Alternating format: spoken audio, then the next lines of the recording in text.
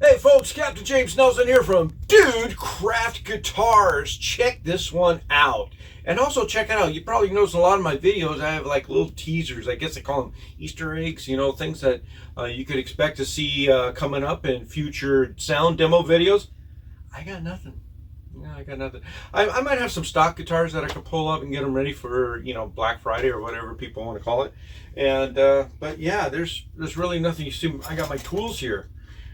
This is something I might do a video on. And when I do final intonation and all the nut setup, there's only so much you could do on the bench. I don't think it's quite the same as when I do it the old school way on my lap.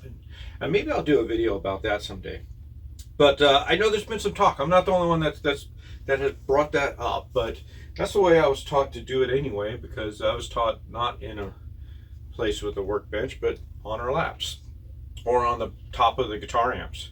But anyway, let's get to the sound demo of this one. So this is a really cool thing. This is a first for me, as a lot of my guitars actually can be. You know, anytime I start getting into, you know, funky multi-scales and extended lengths and all these various ranges that my wonderfully goofy customers want. And, you know, it's really cool. That's what I like.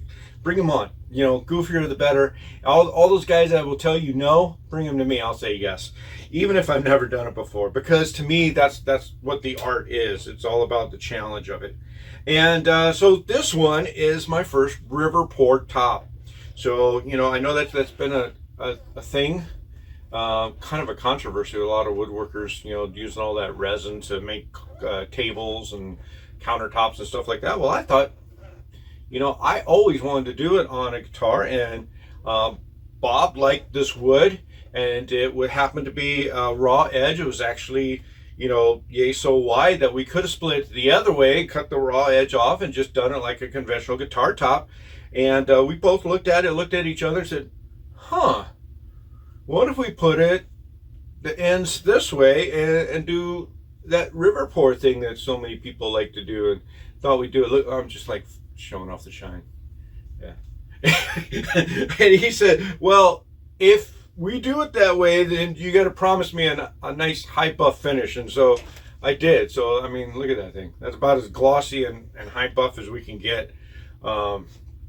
Yeah.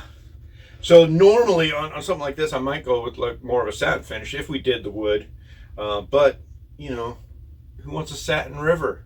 You want that thing nice and shiny and polished, and with like swirlies and pearlies in there. So that's what we did. And yeah, so now I'll give you the sound sample. It is a semi-hollow body. So yeah, so we do the F-hole is for a reason. There's actually a little bit of sound going to come out of there. So if you have it unplugged, you're playing on the sofa watching TV. The phone might not pick it up right now, but you'll hear it enough, and not enough to destroy the commentators on the football game, unless you really like that. I usually just mute them. The other thing he wanted was a dot up here. So I know usually this is reserved for like blocks. Guys will put a block up here if they're doing block inlays, but with the dot inlays, he still wanted one up there, so we did it. So that's the thing. I rarely say no. So yeah, so there you have it. Let's see if we can get this thing come on. Ooh, my kill switch worked. It wasn't working earlier. So it is quite bright. We do have, well, all the details are here, but yeah, we do have a Seymour humbucker here, and then of course the growler type square block humbucker shaped 90 right here. So I love the blended sound.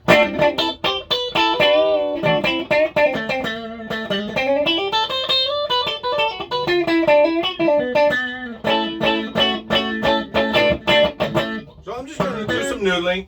I'll just do some noodling so you know you can just hear there's no buzz and all the frets sound nice and pretty and polished. The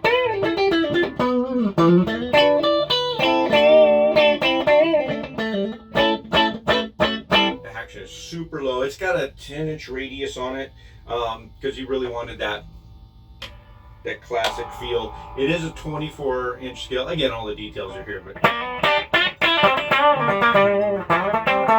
that's just bridge. That's pretty hot. That's humbucker mode.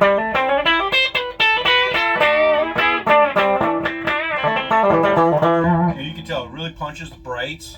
But on on that semi-hollow, it's got kind of a growl to it too.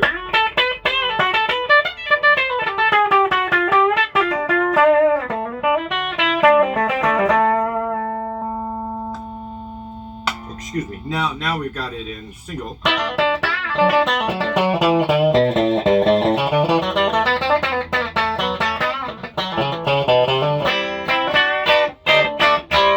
Now I do something really cool with the blended whenever I have these humbucker shaped P90s. What I like to do is reverse the polarity on. So what it does, it throws that out of phase. So you'll get this sound.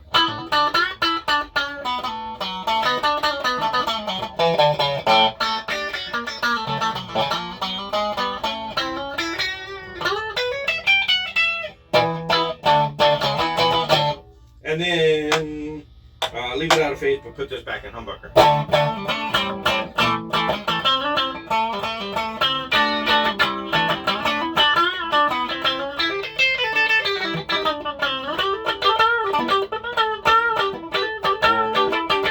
Put a little grind on it and it really gives a good sound.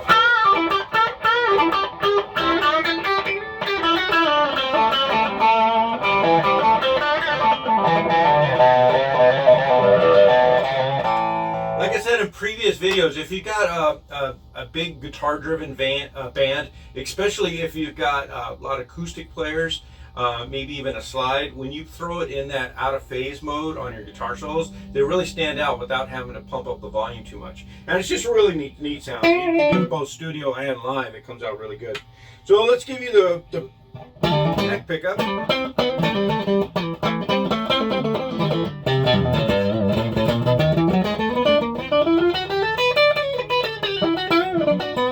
What I really like about the humbucker size P90 versus the traditional soap bar P90 is the soap bar P90 will give you a more growl, which I know some people like, and that's good if you want that. But what this also does is it somehow mellows out that growl a little bit. So I don't know how to explain it, but so it's still got some character, but it's not really dominating the sound. So to me, they just sound better blended. Almost like a traditional bell chimey single coil would sound like versus a regular soap bar P90. But on its own, it's still got some growl characteristics. Especially when you do this.